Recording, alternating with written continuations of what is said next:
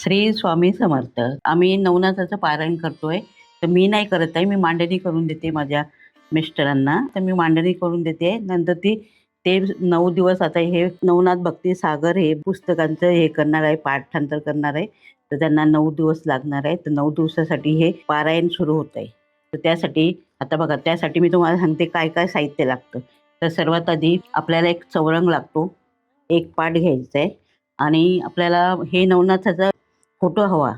त्यात बघा विष्णू सुद्धा आहे, ब्रह्मदेव आपलं त्रिमूर्ती आहे, शंकर आहे आणि हे नवनाथ असे हा फोटो आमच्याकडे आहे. आधीपासून माझ्याकडे हा फोटो. तर हा फोटो आमच्याकडे हा फोटो ठेवायचा असतो.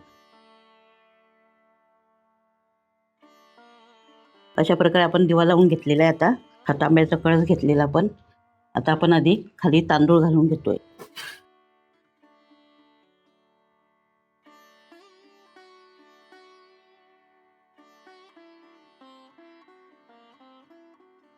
त्याला सुद्धा आपण हळदी कुंकू करून घेतलेलं आहे. आणि नंतर याला आपल्या स्वस्तिक काढून घ्यायची आहे. अशी आपण हे स्वस्तिक काढून घेतलेली आहे आणि त्याच्या आजूबाजूला 2 रेषा घ्यायच्या आहे. ज्या खालच्या साईडने वर घ्यायचे, कधीही वरनं खाली घ्यायच्या नाही. असं आपण करून घेतलेलं आहे. आणि आता आपण इथे मांडणी करतोय. तर आपण आता वर पण आपण नवनाथाची पूजा करतोय ना, तर आपल्याला 9 ठिकाणी हे कुंकाचे टिले लावून घ्यायचे. 1 2 3 4 5 6 7 8 आणि 9. आणि यात पण आपण हळदी कुंकू टाकून घेतलेलं आहे. आणि आता बघा आपण त्यात पैसा आणि सुपारी ते पण टाकून घेतोय. आणि त्यात आपण एक फूल टाकून घेतोय. आणि आता बघा नारळ, त्या नारळाला सुद्धा हळदी कुंकू करून. तर आता मी हे गणपतीसाठी 2 पानं इथे ठेवते आणि थोडी अक्षता ठेवते. गणपतीची सुपारी घेऊन दे. हे आपण गणपतीची सुपारी ठेवलेली आहे. असेच आपल्याला अजून 9 मांडून घ्यायचे. चौरंग खूप छोटा आहे त्यामुळे एकदम जवळ घ्यायचे. 2-2 प्रमाणात घ्यायचे, कधीही सिंगल पान घ्यायचं नाही आहे. तर 1 2 3 4 झालेले. हे 5 6 7 हे 8 असे आपण पानं ठेवलेली आहे. आता आपल्याला नवनाथाच्या सुपाऱ्या मांडून घ्यायच्या आहे. ही बघा पहिली सुपारी आपली, त्यात आपण मग पहिली सुपारी ठेवायची, सुपारी घ्यायची आणि हे 5व्यावर आपल्याला अक्षता ठेवून घ्यायची आणि सुपारी घ्यायची. आणि ही 6व्यावर आपण अक्षता ठेवतोय, सुपारी ठेवतोय, ही अक्षता ठेवतोय, सुपारी ठेवतोय. असे आपल्याला सर्व हिच्यावर अक्षता आणि सर्व हिच्यावर सुपारी ठेवायची. आता असं आपण सर्व अक्षता आणि सुपाऱ्या ठेवून घेतलेल्या आहे.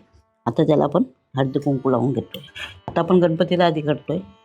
हे गणपतीसाठी गणपती बाप्पाला आवाहन करतोय आपण.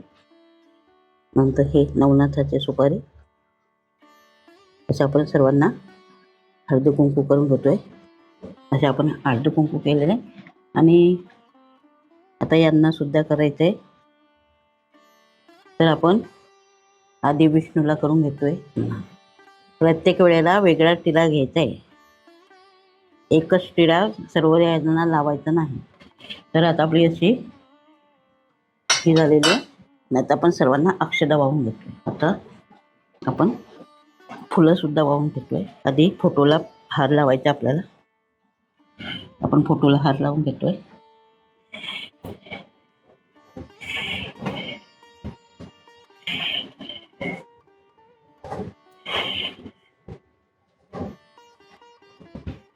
हे क्रमानं घ्यायचंय, मधून कुठल्या देवाला फुलवायचं नाही, लाईन सर्व देवांना फुलवायचे.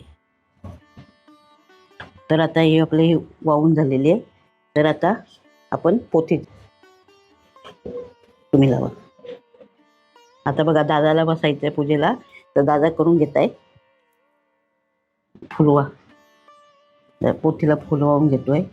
असताना किंवा कोणी आजारी थोडी साठवून व्यवस्थित ठेवायची आणि ती लावायची. तर आता हे संकल्प करतील. तुमचे दादा संकल्प करता येतात. तर तुम्हाला माहिती आहे संकल्प कसा करता. तर आधी पाणी घ्यायचं.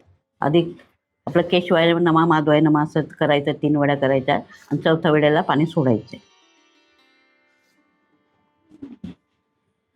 आणि आपण आता संकल्प करीत आहे.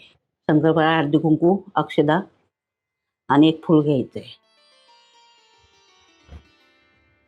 आता संकल्प करा. आपल्या कुलदेवतेचं, गणपती बाप्पा कुलदेवतेचं नाव घेऊन.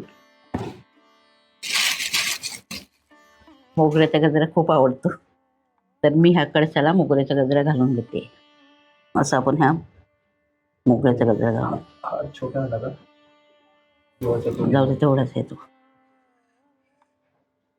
तर अशा प्रकारे झालेलं आहे. सर्वांना श्री स्वामी समर्थ. सर्वांनी बघा, तुम्हाला जर करायची असेल तर तुम्हाला सुद्धा माहिती मिळेल. आम्ही ही नवनाथाची पूजा आधीही केलेली आहे आणि आमच्याकडे गुरुचरित्राचं पारायणसुद्धा होतं. पण ते आता ह्या महिन्यात नाही, ते मार्गशीर्ष महिन्यात केलेलं जातं आणि हे आम्ही श्रावण महिन्यात करतो. तर आता ही आमची पूजा झालेली आहे. सर्वांना श्री स्वामी समर्थ. आणि माझ्या चॅनलला सबस्क्राईब करायला विसरू नका. मैत्रिणींनो, तुमच्यासाठी मी हा व्हिडिओ बनवला आहे. वेळात वेळ काढून मी हे व्हिडिओची शूटिंग केलेली आहे. तर आता ही पोथी बघा.